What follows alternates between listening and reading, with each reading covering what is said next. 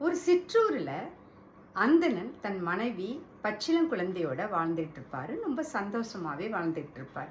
அவருடைய அண்ணனுடைய வீட்டு விசேஷத்துக்காக மதுரைக்கு போக அவங்க புறப்படுவாங்க. அப்போ தன் மனைவி பச்சிளங்குழந்தையோட மதுரைக்கு போயிட்டு இருக்கும் பொழுது ஒரு காட்டு பகுதி வரும். அதில் அந்தணர் சொல்லுவார், இந்த மரத்துக்கு பக்கத்தில் நம்ம இலைப்பாரிட்டு சாப்பிட்டுட்டு போகலாம் அப்படின்னு சொல்லிட்டு அவங்க மனைவியையும் அந்த குழந்தையையும் விட்டுட்டு இவர் சாப்பிட்றதுக்காக தண்ணி எடுக்க போயிடுவார். இந்த மனைவி என்ன பண்ணுவாங்கன்னா, காற்றுல இவங்களுக்கு தூக்கமாக வரும். குழந்தையும் தூங்க வச்சுட்டு இவங்களும் தூங்கிடுவாங்க. அப்போ அந்த மரத்தில் ஒரு அம்பு தொங்கிட்டு இருந்தது. அந்த காற்று அடித்ததில் என்ன ஆகிடும், அது அவங்க மனைவியினுடைய நெஞ்சில் பட்டு விழுந்து அவங்க அந்த அம்பு எய்தின வேகத்துக்கு அவங்க இறந்தே போயிடுவாங்க. இந்த அந்தனர் தண்ணி எடுத்துட்டு திருப்பி வந்து பார்த்தா அவருக்கு ரொம்ப அதிர்ச்சி ஆகிடும். யாரும் நம்ம மனைவி மேலே அம்பு எய்துட்டாங்கன்னு கத்தி கதறுவார், சுற்றி முற்றி பார்ப்பார். அந்த சமயத்தில் அந்த மரத்தினுடைய இன்னொரு பக்கத்தில் ஒரு வேடன் வந்து இளைப்பாரிட்டு இருப்பார். அவர் என்னமோ சத்தம் கேட்குது வந்து பார்க்க, இவர் இந்த வேடன் தான் நம்ம மனைவியை அம்பு எய்திட்டாருன்னு சொல்லிட்டு அவர்கிட்ட சண்டைக்கு போவார். அவர்கிட்ட வம்பும் இழுப்பார், சண்டை போடுவார். ஆனால் அந்த வேடன் சொல்லுவார், இதுக்கும் எனக்கும் எந்த சம்மந்தமும் இல்லை, நான் எதுவுமே செய்யலை அப்படின்னு அவர் சொல்லுவார். ஆனால் இந்த அந்தனால் நம்ப முடியவில்லை. உடனே என்ன பண்ணுவார், அந்த நகரத்தில் இருக்கிற நம்மளுடைய மன்னனை போய் பார்க்க, நான் தீர்ப்பு எனக்கு கிடைச்சே ஆகணும் அப்படின்னு சொல்லிட்டு இந்த வேடனை பிடிச்சி இழுத்துக்கிட்டு அரண்மனைக்கு போவார். அந்த மன்னனும் என்ன பண்ணுவான் அப்படின்னு சொல்லிட்டு 2 பேரையும் விசாரிச்சுட்டு, இந்த வேடன் மண்ணு கொன்ன மாதிரி தெரியலையே அப்படின்னு சொல்லுவார். ஆனால் இந்த அந்தனர் கேட்கல, இல்லை இந்த வேடன் தான் என் மனைவியை கொண்டுட்டாரு அப்படின்னு சொல்லுவார். உடனே இந்த மன்னர் சொல்லுவார், நாளைக்கு தீர்ப்பு நான் சொல்லுறேன் அப்படின்னு சொல்லிட்டு இந்த வேடனை சிறையில் அடைச்சிட்டு நாளைக்கு வாங்க அப்படின்னு அந்த இடத்த சொல்லிடுவார். ஆனால் இந்த மன்னனுக்கோ ஒரே கவலையாக போயிடும். ஒரு எப்படி நிரபராதியாக இருந்துச்சுன்னா நம்மளால் தண்டனை கொடுத்துட்டோம்னா அது தப்பாயிடுமே, நம்மளுக்கு என்ன நடந்ததுன்னு தெரியலையேன்னு ரொம்ப கவலையாக இருப்பார். நைட்டு அவருக்கு தூக்கமே வராது. அப்போ ஒரு அசிரிரி வந்து அவருக்கு தோணும்.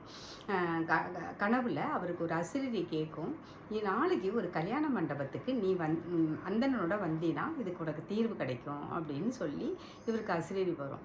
உடனே இவர் என்ன பண்ணுவார், கடவுள் தான் நம்மளுக்கு இதை காட்ட போகிறார் போல இருக்கு அப்படின்னு சொல்லிட்டு மறுநாள் அந்தனை அழைச்சிட்டு அந்த மேரேஜுக்கு போவார். அங்கே சுற்றி முற்றி பார்த்துட்டு உட்காந்துருப்பார். அப்போ பார்த்தா 2 யமதர்மர்கள் பேசிகிட்டு இருப்பாங்க. இன்றைக்கி நம்மளுக்கு யார் யமதர்மராஜா கொல்லணும்னு சொல்லியிருக்கிறாரு அப்படின்னு கேட்டால் இந்த மணமகன். ஆனால் இந்த மணமகன் ஆரோக்கியமாக இருக்கிறாரு, எப்படி கொல்றதுக்கு தெரியல அப்படின்னு பேசிகிட்டு இருப்பாங்க. அதுக்கு இன்னொரு யமதர்மன் சொல்வார், நேற்று எப்படி ஒரு ஆரோக்கியமான பெண்மணி மரத்தடியில் தூங்கிட்டு இருக்கும் பொழுது காற்றில் அம்பையை விழ வச்சு நம்ம அதை இறக்க வச்சோம், அதை மாதிரி தான் இது ஏதாவது யோசிக்கணும் அப்படின்னு சொல்லிட்டு. அப்போ தான் அந்தணனுக்கு புரியும். அப்போ அந்த யமதர்மன் சொல்லுவார், வாசலில் ஒரு பசு இருக்குது, அதை நம்ம சீட்டி விட்டோம்னா அது கோபமடைஞ்சு இந்த உள்ளே வந்து இந்த மணமகனை கொல்ற மாதிரி நம்ம செஞ்சிடலாம் அப்படின்னு சொல்லிட்டு அதன்படியே அதை யமதர்மர்கள் நடத்திடுவாங்க. அந்தனருக்கும் சரி அரசருக்கும் அதிர்ச்சி ஆகிடும்.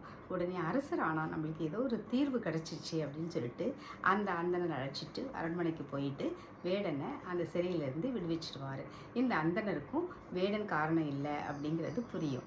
ஆமாங்க, இந்த கதை நம்மளுக்கு என்ன சொல்லுது அப்படின்னு கேட்டோம்னா, நாமளும் நிறைய நேரங்களில் என்ன பண்ணுவோம்னா, நம்ம இறப்போ ஏதோ ஒன்று நம்ம நடந்து போயிடுச்சு அப்படின்னா யாரோ ஒரு காரணமோ ஏதோ ஒரு நிகழ்வோ காரணமோ அப்படின்னு சொல்லிட்டு நம்ம ஆதங்கப்படுவோம். இல்லை ஆக்சிடெண்ட்டாக இருக்கலாம், எப்படி வேணாலும் இருந்திருக்கலாம்.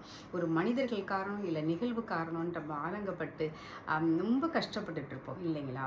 இறப்புங்கிறது கடவுளால் படைக்கப்பட்டது, அது எப்போ வேணாலும் நடக்கலாம். அதுக்கு வேறு யாரோ ஒரு காரணமாகவோ நிகழ்வாகவோ இருக்கலாமே ஒழிய அது நடக்கக்கூடிய நேரத்தில் தான் நடக்கும் அப்படிங்கிறது தான் இந்த கதை சொல்லுது. நான் படித்தது பிடித்தது. உங்களுக்கும் இந்த கதை பிடிச்சிருக்குன்னு நினைக்கிறேன். நன்றி.